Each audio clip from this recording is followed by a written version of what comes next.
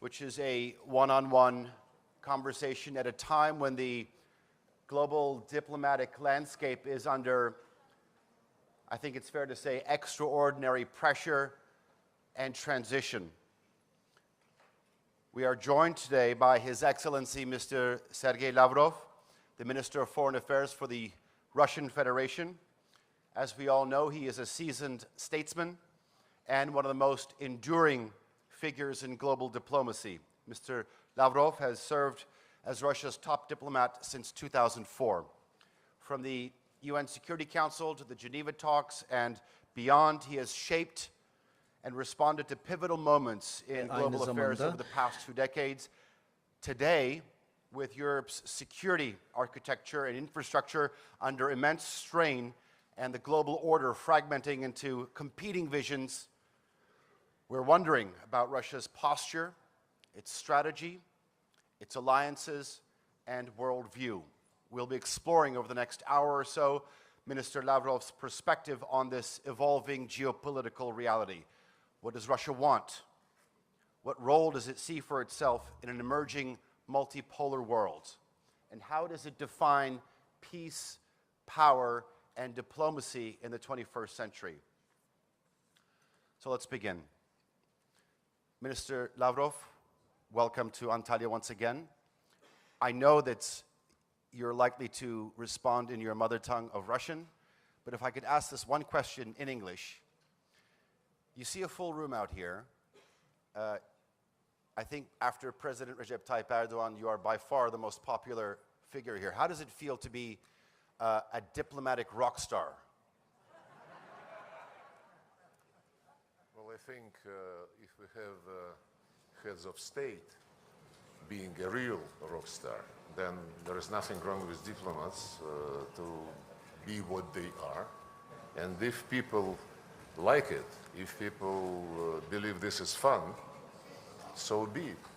Well, I think, as they say, the proof is in the pudding. It's a full room. Next year, we should be asking for maybe the Aspendos Ancient Theater, just about 14 kilometers from here. It can fit 14,000 people, I think. Anyway, last year I had the privilege and honor to share the same stage with you. And one of the things that you tried to emphasize was the rise of the multipolar world. 12 months on, how do you assess the current state of this transition, and how do you feel this trajectory has met your country's expectations? Well, I think the trend became even stronger.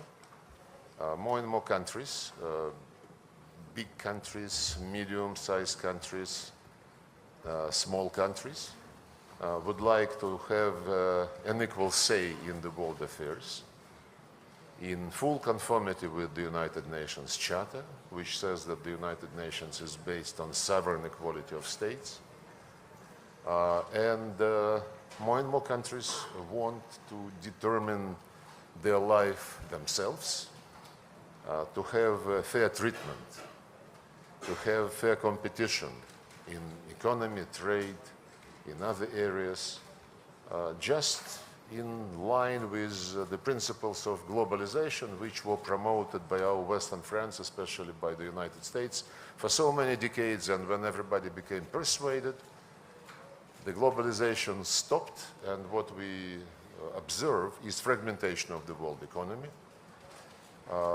This is the time of uncertainty, I would say. Nobody knows how the situation with world trade and investment is going to end.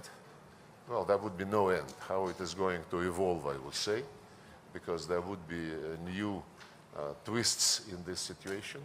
But generally speaking, about multipolarity, it is gaining ground, no doubt about this.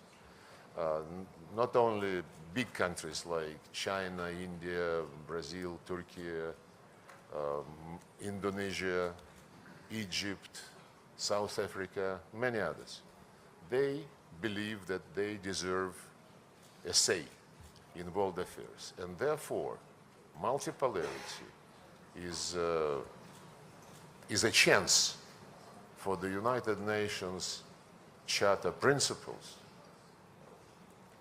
to be materialized. Because before, during this globalization, especially during Cold War, the sovereign equality of states was never respected by our Western colleagues. If you retrospectively consider history after World War II and creation of the United Nations, there was no single conflict where the West, the leaders of the West, would be treating parties to a conflict as equals.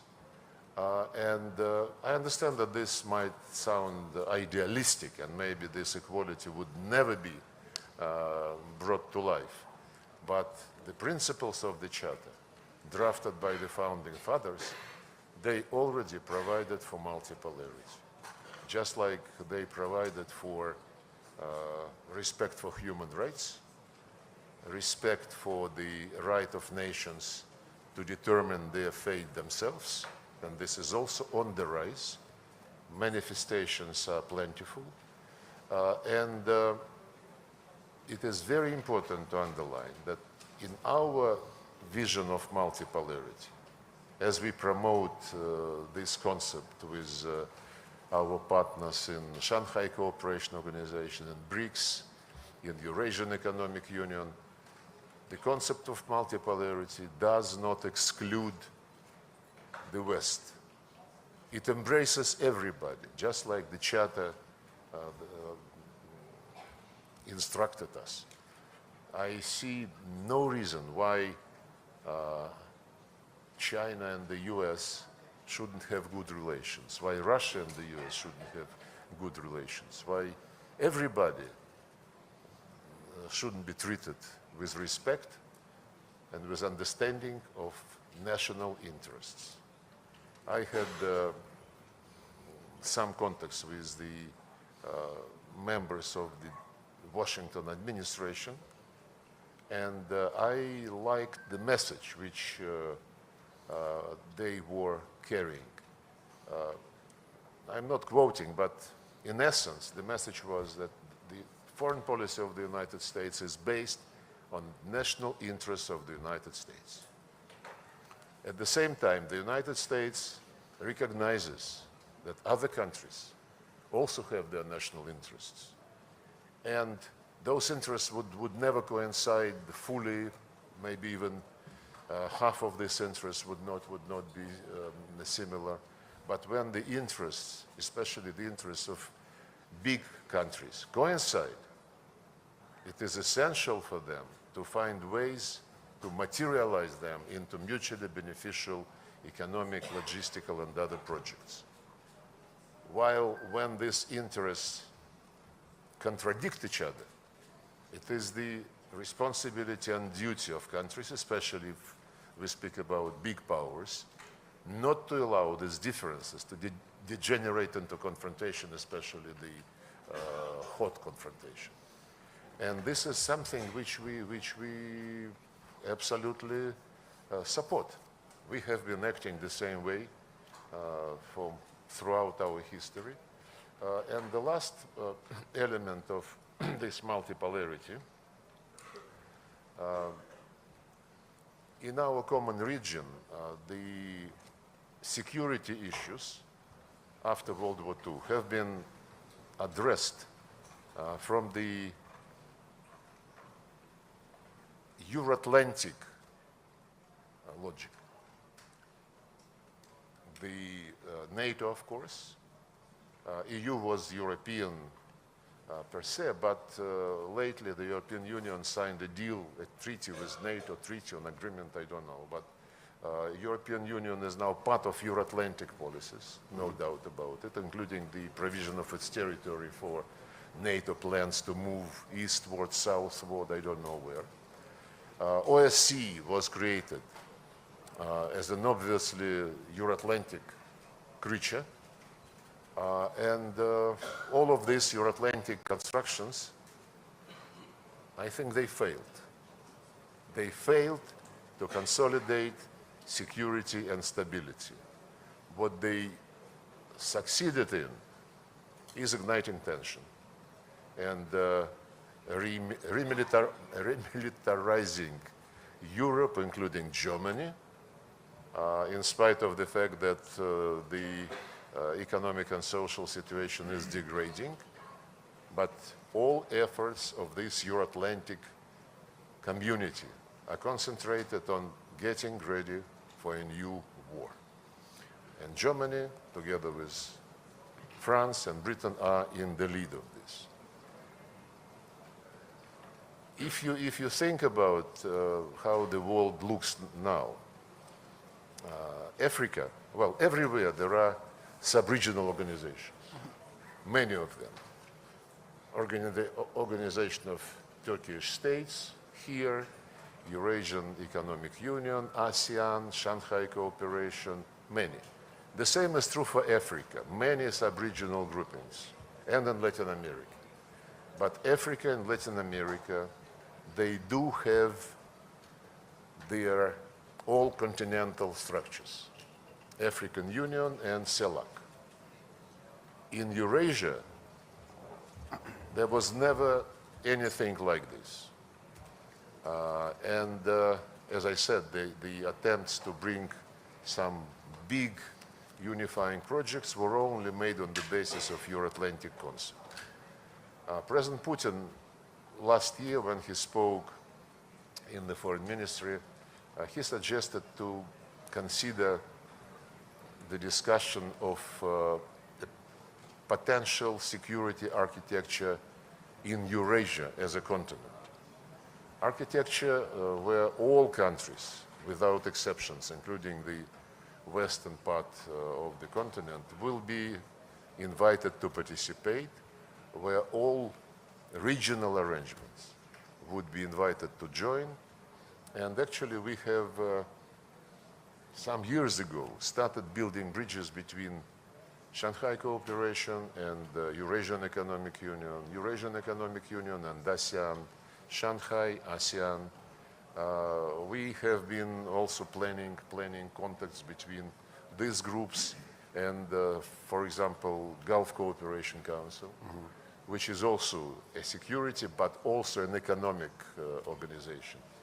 And about 10 years ago, we started building these bridges without having anything in mind in the security area, but economically, logistically, finding ways to cooperate, to join efforts, to harmonize plans.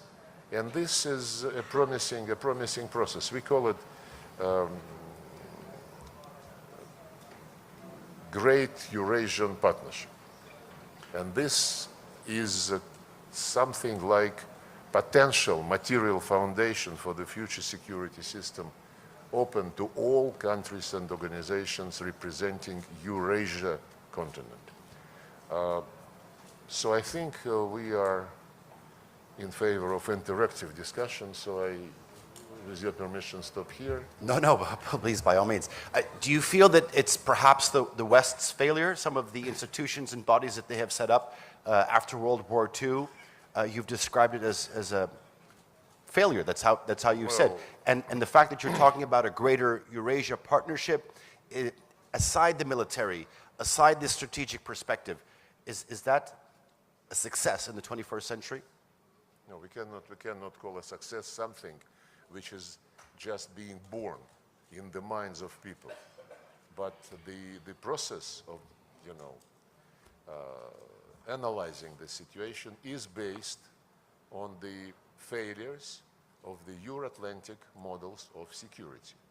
NATO should have been dissolved in the first place after the Soviet Union ceased to exist, after the Warsaw Treaty ceased to exist. And there were voices in the West saying, guys, let's now concentrate on OSCE. Let's give it some push. And let's be all in one organization. NATO, the promises given to Gorbachev, then to Yeltsin, and there are memoirs where some people ask, why didn't you insist on a written guarantee? when Jim Baker said NATO would not move an inch to the west, to the east. My answer, it just occurred to me. You know, in the Russian history, since 17th, 18th century, when the trade was booming, nobody signed any contracts. They shook hands. It was a word of honor? They shook hands, the word of honor, and it was never violated. So probably those who were running NATO at the time of we are discussing didn't have any relatives in the former Tsarist Empire, which is not my fault, and did not inherit those traditions.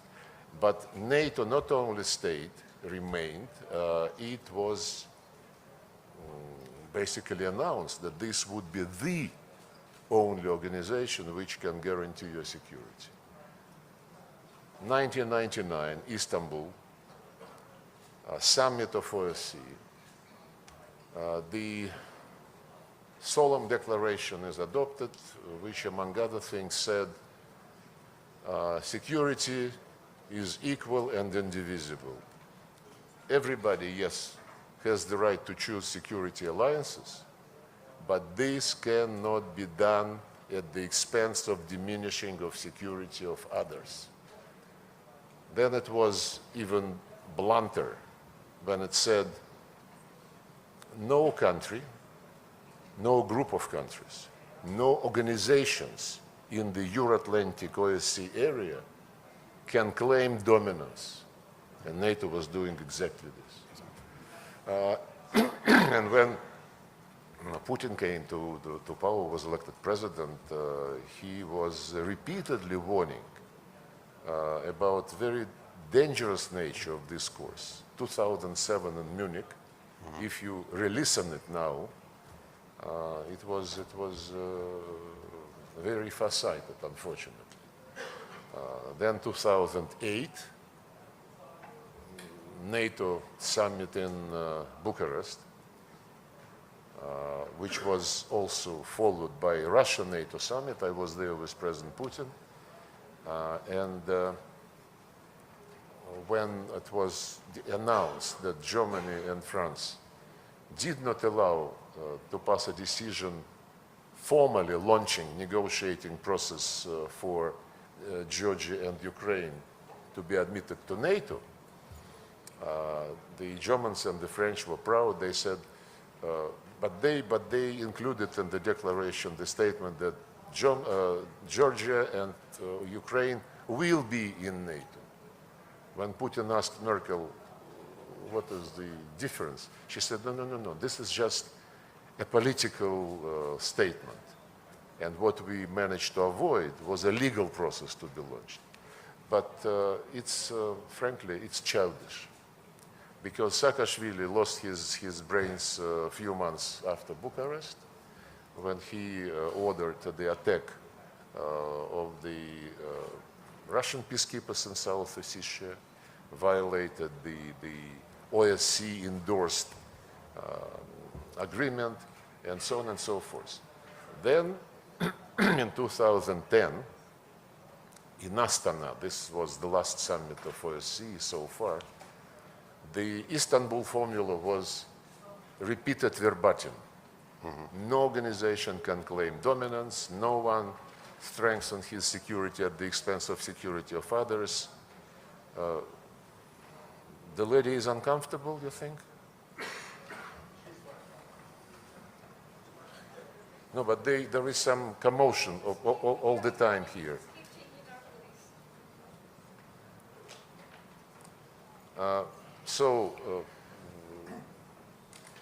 And then when this NATO expansion continued and when it was clear that these principles promulgated in OSCE about equal and indivisible security, that they were not being implemented, then we suggested to have the same language and codify it in a legally binding agreement.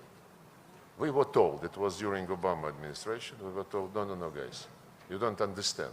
Legally binding guarantees one can only get in NATO. We said, but your president signed this OSCE declaration. They said, this is political statement. Cheating is the key word for what was happening. And our last attempt, but we still in 2008 and 2010 were proposing the draft agreements between Russia and NATO, Russia and the United States. The same we did in 2021 in December. To no avail. So yes, my point is that NATO did not, or rather NATO failed to strengthen security because NATO was manipulated by those who did not want to share security benefits. And they wanted to leave all the benefits for themselves, for others to listen and get instructions. OSCE, another Euro-Atlantic creature, has failed a few years ago when the basic principle of consensus was grossly violated by the people who replaced each other at the position of the chair in office, at the Secretary General position, all the institutions, national minorities, freedom of media, what else? You see, I even forget about some institutions, which means that OSCE is not on anybody's mind anymore. Yes, they failed. We are not suggesting, to have another closed club. All continents have their own continental roofs, if you wish. Not in Eurasia. And Eurasia is the biggest, the richest, I would say. Well, Africa is also very rich, but it is not yet opening up this potential. And if you speak from civilizational point of view, the number of great civilizations Coming from that area? coming from Eurasia, including this one, and including China, including Persia, India. Russia is younger, but you would forgive me if I also say that it's a great one. Indeed. Minister Lavrov, you've stated here quite... Would you like some water, sir? Is that what you're looking for? Okay. NATO's desire for eastward expansion is the root problem, and then you went on to say that the OSCE is another chapter in this cheating. Do you feel that there is a viable path, I'm not saying return, a viable path to cooperative security on the European continent? Cooperative security is one of the terms used in NATO, in European Union, in OSCE. It all depends. Frankly, we are just at the beginning of the process. We don't want to rush things. We want everybody to join in free discussions, to present his or her views, and I mentioned repeatedly that a couple of years ago, President Lukashenko of Belarus convened a first conference on Eurasian security. The second one was last fall. I participated in both. And the third, it is an annual feature. Invited to this conference were not only like-minded countries, but also members of NATO and European Union, some other Europeans like Serbia, Hungary, of course, participated in both of them, Slovakia, and the list of invitees would be growing. It is not against anybody. It is not against NATO. I think the biggest enemy of NATO is NATO itself and those who were trying to use it to dominate in violation of their own pledges in OSCE. But the fragmentation process, which I mentioned, which is taking place in the world economy, it is also reflected in the security area, the discussions of NATO, the scares of Europeans, that they would be left to their own devices. We don't interfere. If they believe that they are still relevant in the form which failed many times, this is their right. This is their right to decide. Our right is to make sure that the matters of the Eurasian continent are discussed and resolved by the countries located on this continent. This is not to close the door for outsiders. Take, for example, Central Asia. The 5+1 format is, I think, mushrooming 10 or 12 groups like this, with the US, with European Union, separately with France, with Germany, Japan, South Korea, Turkey, Russia, of course. I just had yesterday the meeting with 5 foreign ministers of Central Asian countries. So outsiders always are participating in something which they believe is of interest to them, and if they can find a form of cooperation which would be mutually beneficial. We cooperate with many countries in Africa, in Latin America, so do Western countries. Turkey in Africa is very much present. So do the Arab countries. The matter is, when you come to somebody's region, you should respect the views of the regionals, and host countries, if you wish, and not impose your rules, like our European and British colleagues are running all over the world. It used to be also Biden administration involved in this, running all over the world, saying, don't trade with Russia, don't sell to Russia, don't buy from Russia, don't meet with Russia. I know, because those are the facts.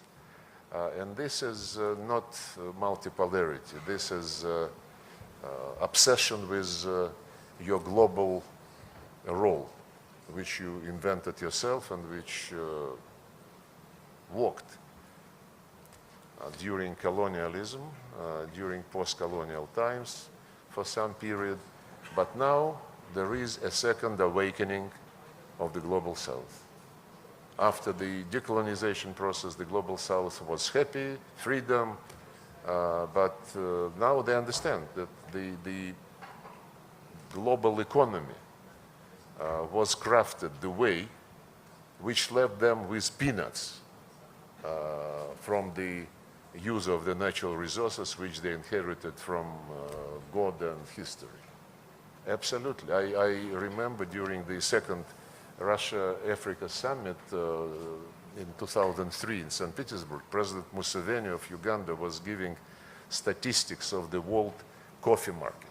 Mm-hmm. All in all, assessed at about 450 billion euros, of which Africans were left with 40, less than 10%, because their contribution was raw beans, harvested and sent for roasting, packaging, advertising. Germany alone was getting more from the world coffee market than all African countries together. So this awakening is inevitable. Yes, the tariff war, which we witness now, is going to, change many things.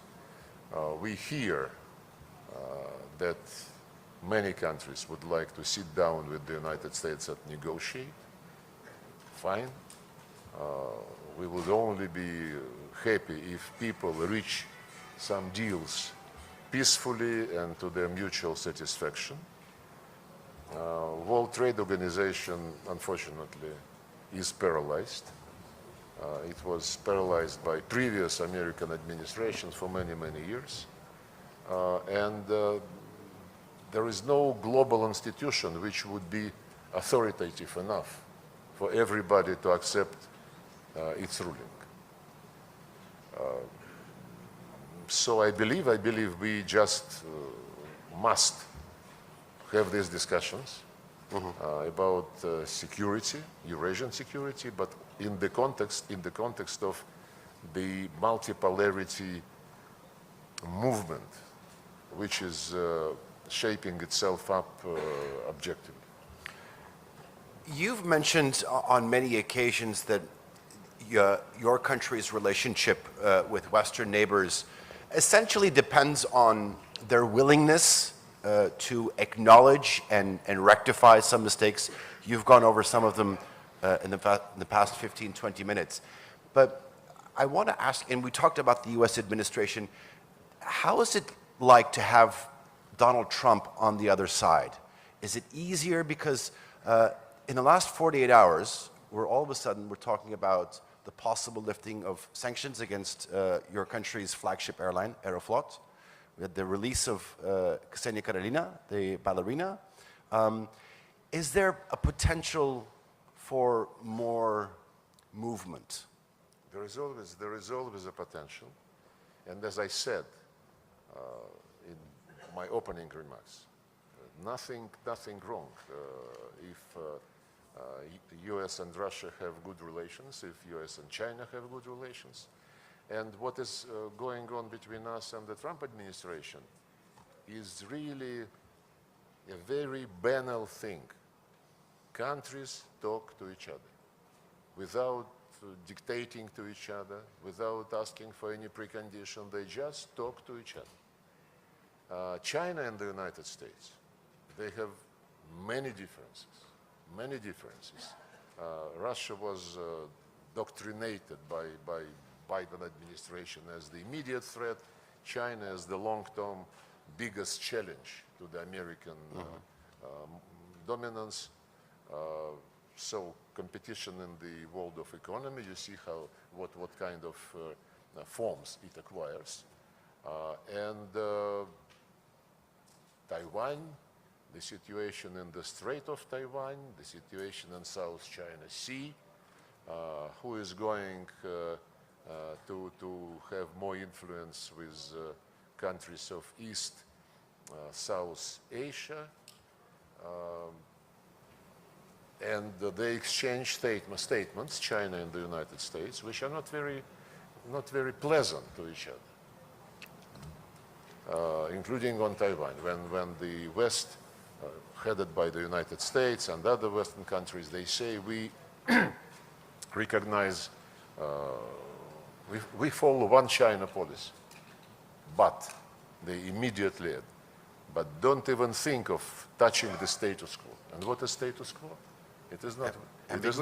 It is not one China policy.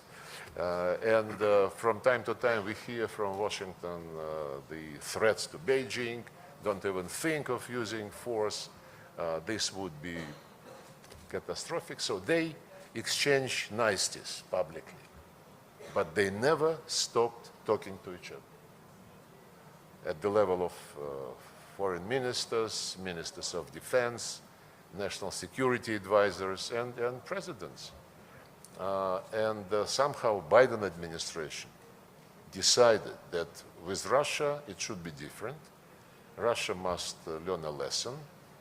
And this lesson, this punishment, would be in the form of isolation. Stupid, to put it very politely. And not talking to each other. So Trump, what Trump is suggested is come back to normalcy, to stop this idiotic posture, which was, I think, not, which was a disgrace for the American role in the world affairs, let me put it this way. And yes, we discuss bilateral relations, starting with the normalization of the work, of the conditions in which our embassies work. Obama administration started throwing out diplomats. He stole 5 pieces of diplomatic property, which are still under arrest. Just like Biden administration has stolen the Russian assets, and they are now thinking what to do with it so that not to create a precedent. They created precedent already, and if they believe that they should not touch the body of the stolen money, but they can steal the interest and spend it on Ukraine, look, this is disgusting logic, and it shows that neo-colonial thinking never left these people. But the embassy activities, issuing visas in certain time frame, not waiting, so that diplomats don't wait for years to get a visa, to normalize the issuance of the US visas to the Russians who are admitted to the United Nations Secretariat. There were also problems. And yes, we want to see what joint project we can consider and discuss together. This was the proposal from the Americans. We never rejected proposals to cooperate in economy, in conflict resolution, never. And when we met with Marco Rubio and Mike Waltz, together with President's advisor Ushakov in Riyadh, we touched upon some regional issues, Middle East, the situation with the Iranian nuclear program, some other topics, and of course we discussed Ukraine, and I will repeat again what I said then, and I repeated this publicly also. When we speak about eliminating root causes of any conflict, including Ukrainian conflict, this is the only way to resolve the problem and to establish long-lasting peace. Remove root causes. President Trump was the first and so far, I think, almost the only one among the Western leaders who repeatedly, with conviction, several times stated that it was a huge mistake to pull Ukraine into NATO. And this is one of the root causes which we quoted so many times. They also mention now another thing which related to the root causes, namely territorial issue. Mm-hmm. They publicly, including Steve Witkoff, they recognize that the territorial issues would have to be handled in the context of the long-lasting settlement. And this is the Americans. The Americans, yes. And I would like to, by the way, when Ukrainians and the US delegations in Riyadh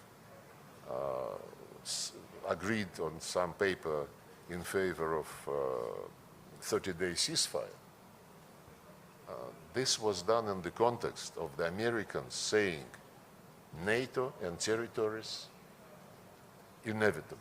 No NATO and discussion on the status of territories. Ukrainians and the people like Macron, Starmer, and Ursula von der Leyen, now they say Ukraine is in favor and Russia is against the ceasefire. But they lose sight, I think, on purpose, from the nuances, as Putin called them, NATO and territories. Because it is in the context of these aspects that the American proposal was put forward. Immediately after this was mentioned by the Americans, Zelensky administration said, NATO is none of your business. Territories we don't discuss. We need arms, arms, and arms. And then, since it was in time of discussions of this peacekeeping thing, Zelensky said, we don't need peacekeepers, we need fighting units. So the schizophrenia of this mutually exclusive statements is very obvious. But on territories, I want to make a very important point. Sure. We are not about territories. We are about people who live on these lands, whose ancestors lived there for centuries, who founded cities like Odessa, Catherine the Great, who built factories, who built roads, ports, and these people, by twist of history during the Soviet days, became not part of Russia, but part of Ukraine, because this was considered a consolidating factor to neutralize the ultra-radicals living in the western part of Ukraine when it joined the Soviet Union after the war. The people who live there, they are being deprived of all human rights. I quoted the UN Charter, which in Article 1 says everybody must respect the rights, human rights of every individual, irrespective of race, gender, language, or religion. Religious and language rights of anybody who is ethnic Russian and lives on the territory which used to be Ukrainian Soviet Socialist Republic, they were deprived of their basic rights. The Russian language has been prohibited at all stages of education, in the areas of culture, media. Russian books have been thrown out of the libraries. The Nazis in Germany were burning them, but Ukrainians are much more smart. They utilize them and get money for this, you know. So, but everybody is happy. And recently, the canonic Ukrainian Orthodox Church was prohibited by law. They literally exterminate anything Russian. When in 2021 in September, long before the operation which we had to launch, Zelensky was asked in an interview what he thought, and at that time the Minsk agreement was still valid, though later Germans, the French and the Ukrainian president before Zelensky admitted that they never intended to implement them. They needed more time to arm Ukraine. Speaking of the ceasefire for 30 days. Logic is the same. But in September 21, Zelensky was asked what he thought about the people on the other side of the line of contact in Donbass. And he said, trying to sound clever, you know, there are people and there are species. And my advice to those who live with Ukraine but feel associated with the Russian culture, for the sake of your kids, for the sake of your grandchildren, get out to Russia.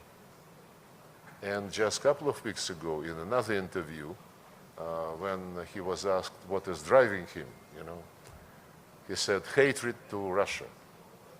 The interviewer wanted to clarify to Putin. He said, no, to all Russians. And this is said by the person who, during his artistic days, was defending the right of Ukrainians to speak Russian. And he said, get lost. Don't even think about touching the Russian language. It's our history.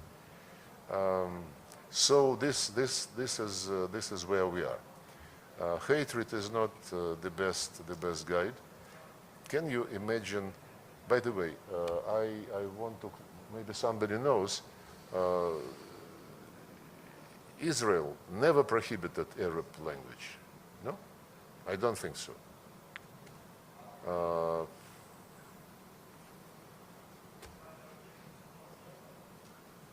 So I think Ukraine is the only country on earth which is multinational and the language of one huge ethnic group is prohibited.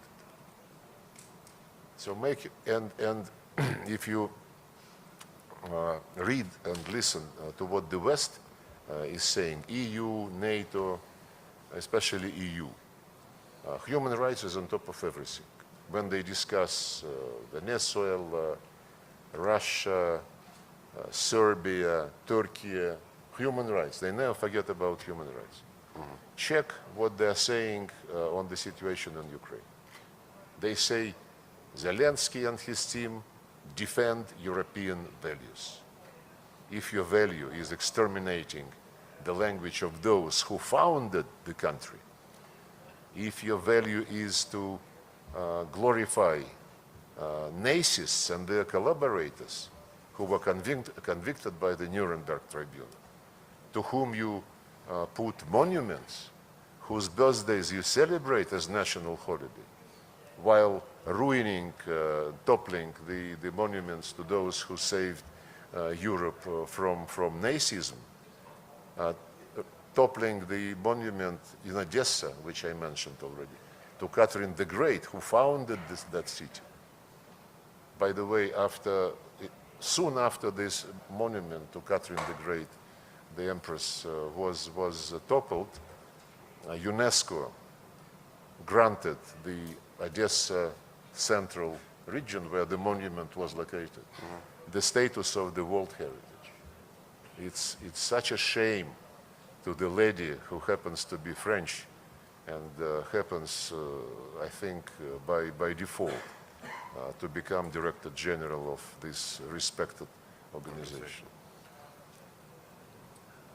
Minister Lavrov, all right, so you eliminate the root cause, and you talked about territory. I was just in a session talking about the European security structure, and on there was the Ukrainian foreign minister, and he says, when it comes to territory, I hear your concept, your idea, your position on territory, but they're not going to accept anything less than the 1991 borders. It's not about them accepting it. It's about making 100% certain that the people who have been living there for centuries are not deprived of their inherent right. And if Ukrainian Nazist regime, I cannot describe it otherwise, enjoys the cover from the European Union, which, as I just mentioned, never dropped a word about the situation with human rights in Ukraine, then this is not our problem. Okay. We listen to those people who voted at referendum to join Russia to restore all their rights, which belong to them by international law and by history, by justice. Okay. You have stated on numerous occasions that it is a hostile act to even entertain the idea of foreign peacekeepers. Would, under any circumstance, the Russian Federation think about neutral peacekeepers in the territory? The biggest advocates of something like stability force, sustainability force, are Macron and Starmer. And they are not thinking about any neutral force. They say we, Macron and Starmer, would be the countries who would provide the most of the contingent. They talk, by the way, to countries outside European Union, including Turkey. They talk, according to the rumors, they said that they are talking to China, which is a lie. India, Indonesia, they mention. My question is, first, President Trump, who, as I mentioned already, seems to understand much, much, much more about what is going on than any European leader, except I would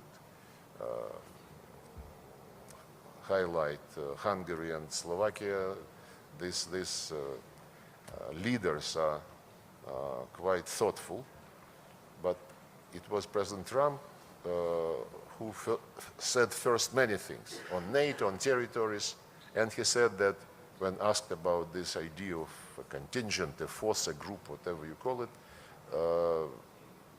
there should be some discussion between the parties. They say, I think Macron said, no discussion with Russians, Ukraine is a sovereign country, it has the right to invite anybody. And they are inviting us.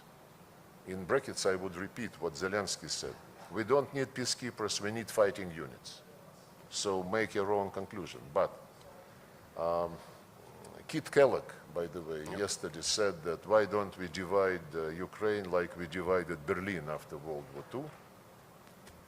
Then he said he was misunderstood, misspoken, but everybody is missing the key point. Imagine, yes, the leaders of Brussels bureaucracy, they say we must reach a deal which at the end of the day must guarantee Ukraine sovereignty.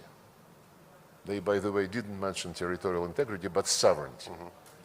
My question is to them, you mean you want to have peacekeepers to keep the same regime which is now headed by Zelensky? You don't want to ask this regime whether it would be interested in implementing the international commitments, including UN Charter regarding the rights of minorities for national minorities, language and religious rights. Nobody is raising the issue. So my conclusion is that by ignoring the gross violation of all the international norms about human beings, by ignoring these norms and violations by Zelensky of these norms, and at the same time by discussing deployment of something military, call it peacekeeping, call it stabilization force, on the remaining part of Ukraine, they want to use this force not to keep peace, but to keep and protect the Nazist regime. And this is key. Everything else is smoke screen. You mentioned the important talks that were going on in Riyadh and some of the conversations that you had with the American delegation. Also, what was talked about is safe navigation in the Black Sea. We know that there was a process going on in building this with the Turkish side, with the Republic of Turkey. What is your stance in terms of developing this? It was one of the proposals mentioned by President Trump in his latest phone conversation with President Putin. And President Putin said, okay, but we have to specify the deal the way which would not allow the failure of the first one to be repeated. And the first one was in 2022. It was a package, guarantees for Ukrainian exports, and the second part of the package was memorandum between the UN and Russia to guarantee the exports from Russia by ensuring normal freight rates, insurance rates, by ensuring the right of the Russian bulkers with fertilizers, with grain, to call on European in Mediterranean ports and so on and so forth. Just the normal terms of trade, no concessions. And the Ukrainian part of the deal was implemented. The Russian not even started. We don't blame the United Nations, whose representatives were trying, and they continue to try, because formally the Russian UN deal lasts until July this year. It was a 3-year deal, while deal on Ukraine was 1 year. And of course, after the first year elapsed, we said, thank you very much. We don't want to play one way. And then Secretary General Guterres was trying, Secretary General of UNCTAD, Rebecca Greenspan was trying, but the UN position, the UN Secretariat position, was very, tricky. Basically, they were saying we cannot touch sanctions. De facto, they recognized unilateral sanctions as legitimate. So they told us, we will try to find a way bypassing sanctions so that we don't violate them. And they have been trying to do this for almost 3 years and to no avail. So when it is not for the first time that this Black Sea topic is popping up again. Last year, President Erdogan, I think in March, proposed to President Putin to resume the deal. He said that Zelensky is ready to cooperate. The proposal was different from the original deal because the original deal provided for inspections of the Ukrainian cargo vessels going back to Ukrainian ports to make sure that they don't carry any weapons. Last year, the proposal by President Erdogan to President Putin was to trust me. It would be an announcement that there are no weapons on board and it would be allowed to go. It was not an easy situation, but President Putin said that he will support it, provided President Erdogan used his good offices to discipline Ukrainians so that they don't violate. And then at the last moment, Zelensky refused. Even that? Even that. Actually, he first added, President Erdogan called President Putin and said Zelensky also wants to add commitment not to attack nuclear power stations. Putin said, okay, it has nothing to do with Black Sea traffic, but okay. And then when he agreed to this addition, Zelensky refused. So we are coming again and again to this situation. In the meantime, Ukrainians, frankly speaking, I don't think they complain about difficulties for their grain being exported. They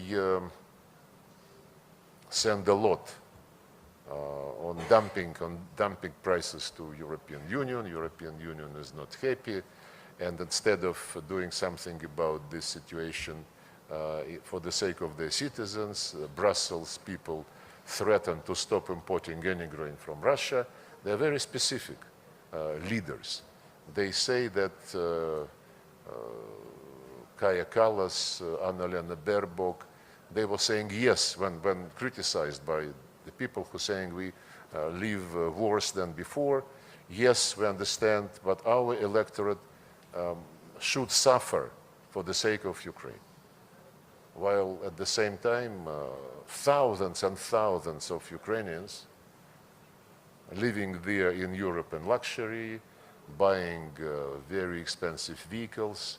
But this is what European elite calls European values, which they defend in the person of Zelensky regime. So this time when President Trump suggested another Black Sea deal, Putin said, yeah, we are ready, but we need to draw lessons from the past. And let's make sure before we launch it, let's resolve the things on freight, insurance, calling on the ports. The Americans took this and they are considering, they didn't come back to us after this. Another initiative of President Trump was 30-day moratorium, not a total ceasefire, but 30-day moratorium on attacking energy infrastructure.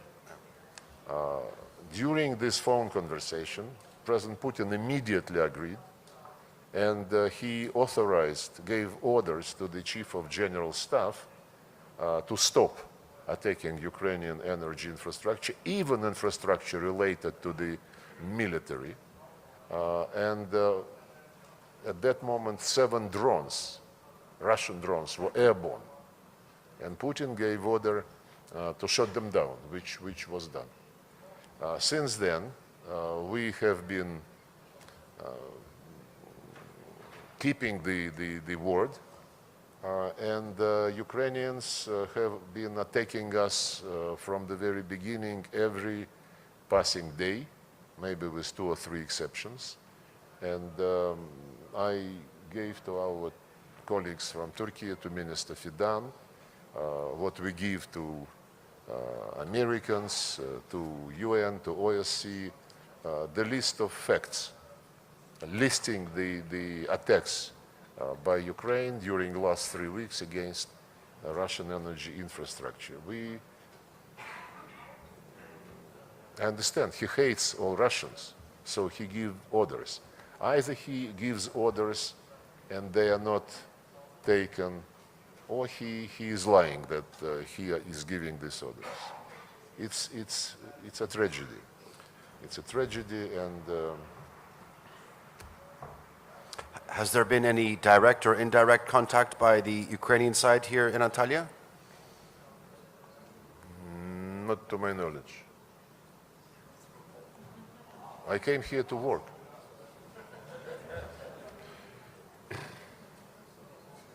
Okay. Ladies and gentlemen, we're coming to the end of our allocated time. I've talked about relations with the West, the United States, the situation in Ukraine. If any esteemed journalist has a question on anything else.